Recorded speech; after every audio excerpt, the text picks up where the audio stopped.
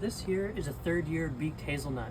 This is one of the nut species that is native to the northern half of Turtle Island, aka Canada.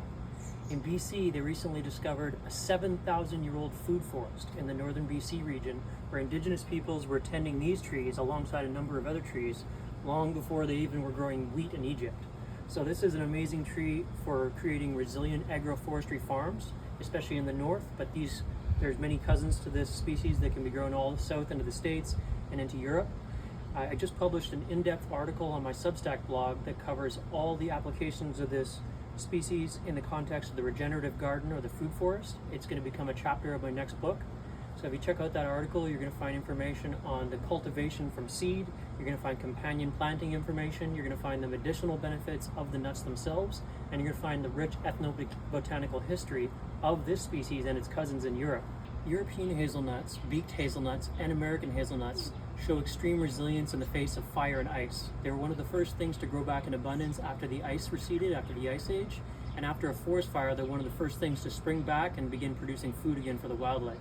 Now, one of the reasons for this is because this is a species, along with its cousins, that has evolved over multiple millennia under the care and tending of people that use regenerative fire practices in their regenerative agroforestry farms.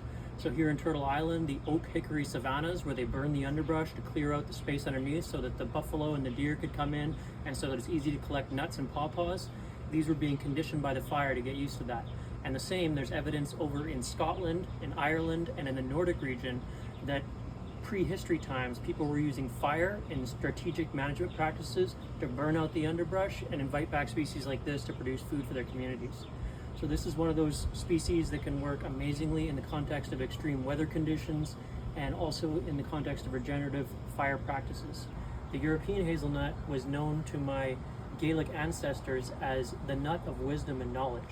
So they saw this as something that was to be cultivated and protected in the forest habitat for food and for medicine and for traditions. When they were doing their practices of inscribing science into Ogham script on the stone, they would eat hazelnuts because they thought that it evoked wisdom and knowledge. And now in modern neuroscience, we know there's compounds in hazelnuts that actually increase cognitive benefits of your brain.